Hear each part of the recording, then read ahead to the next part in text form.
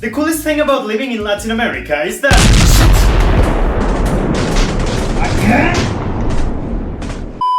is that if you know where to search, you can find some rare games at a pretty decent price. The thing is, if you do that, you have to be willing to endanger yourself at times. I've known my way around the video game market in Mexico for years, but once I was so overly confident and I lowered my guard that I paid the price. Well, sort of. To give you the short version, because I want to make shelf stories about these topics, there was a time back in 2016 and early 2017 that I was working at a video game store. And I was so fucking happy, but due to terrible circumstances and because of a fucking piece of shit boss, holy shit, I hope he dies, I was fired. But because I was unjustly fired, I got a pretty decent compensation. And also because I knew my ex-boss was doing illegal shit, so that was an effective way to keep my mouth shut. So with that money, two things happened. I eventually bought equipment to start this channel, and with the other half I became an independent reseller, and I acquired a ton of merchandise. I mean, since I know my way around the market, I was able to get rare games at a cheap price so I could resell them. Marvel vs. Capcom 2, Persona 5 Special Edition, and N64 Pikachu Edition, and at some point, I was the owner of 2 copies of Fire Emblem Path of Radiance. Do you know how expensive this game is? Un chingo, as we say in Spanish. And one fateful day I got me a phenomenal video game. Fire Emblem Radiant Dawn, objectively the best in the series. According to me. Do you ever notice how even when I don't try, I always end up bringing Fire Emblem back into this channel? I swear I don't even try it, it just happens. But anyway, when I first got my copy, there was like something weird on the disc. There was some sort of stain under the first layer, and that worried me so much. For the record, the game functioned perfectly fine, but my anxiety back then was telling me it's gonna stop working at some point. Give it back, give it back, give it back. But naturally, the seller refused to give me a refund. So what's the second best thing I did?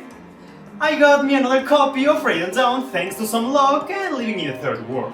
So what happened to the first copy? BAM! Buy and sell groups. It didn't take too long for many customers to arrive, and before anyone starts accusing me of selling damaged goods, I told them about this thing on the disc, and I showed them clear evidence that the game indeed worked. Unsurprisingly, they were okay with that. So I went with the best bidder, he and I chat for a bit, I explained the situation, and we agreed to meet at a certain spot. Said spot was a theater a few blocks away from where I used to live at the time. So I grabbed a game, I put it in a backpack, and I decided to walk there because I thought, it's on an avenue. Who will dare to mock someone on a place where many cars pass by, right? Right? So there I am, halfway there, I'm minding my own business. No fucking cars around, by the way. When this motorcycle gets close to me with 2 guys, one of them, twice my size I think, gets off and then starts to approach me and asks, "Hey, do you know where I can find this clinic?" To which I only replied with, "What?" Next thing I knew, he steps on my foot with all his might, he grabs me by the shoulder with one hand, and with the other, he takes out a screwdriver and tells me, "Give me all your goods." And then, instead of panicking, I shit you not, I couldn't process what was going on, and I simply said,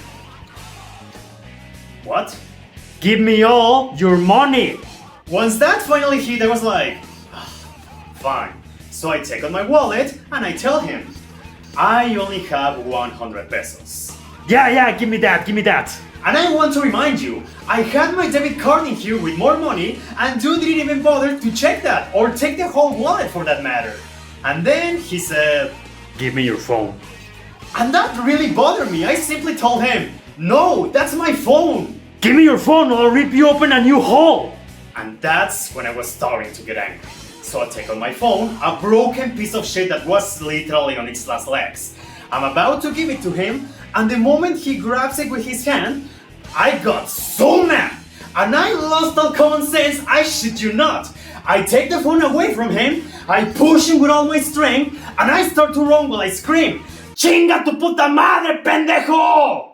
I ran as fast as I could. We are talking about,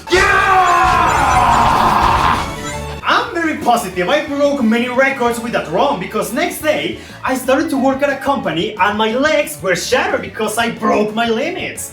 And adrenaline is something else, man. Like, that guy was twice my size, and back then I was nothing but sticks and bones, and I was still able to push him and run for it. I was very lucky because I ran to the opposite direction of the avenue, so they were unable to give me chase. And even more lucky was the fact that they weren't carrying a gun because, yeah, that could have turned ugly. After that I took refuge at a sushi restaurant, so I called the customer I was supposed to see. Man, I was wrong, but don't worry, your game is totally safe. I'm hiding at this place, think you can come pick it up? So he arrives and he was a pretty chill dude all things considered. He pays for the game and then leaves. Next, I decide to call a friend who lived nearby. Man, I was mobbed, and I don't want to risk them following me. Think you can come here to pick me up and then leave me at my house? Sure, no problem, man, I'll be there right away. He didn't arrive, but his mom did. She was the one to pick me up and leave me at my house, funny enough. After that, my family will find out what happened sometime later, but nothing big came out of that. I think the biggest irony here is that I went out, I was robbed 100 pesos, and I returned home with 1,100 pesos. At that time, that should have been something around 50 to 55 US dollars.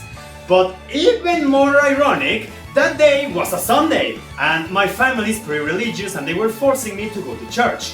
But that time I refused because I was supposed to see this customer.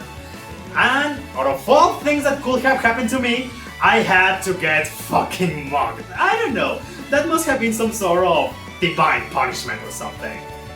Since then I am more wary when walking on the streets, constantly paying attention to my surroundings, because I don't want something like that to happen ever again. Like, sure, my story is funny because I couldn't process what was going on at first, and I insulted the assailants while running away. And I think they were also newbies because they didn't even see my debit card inside my wallet and didn't even bother to check my backpack, which, by the way, had fucking Radiant down on it. But they probably wouldn't have known its true value regardless. While it is funny, sure, there's no guarantee I'll have the same luck twice, so I don't want something like that to happen ever again. Well, this video ended up being shorter than I expected, but I still hope you had fun listening to my stories of the past.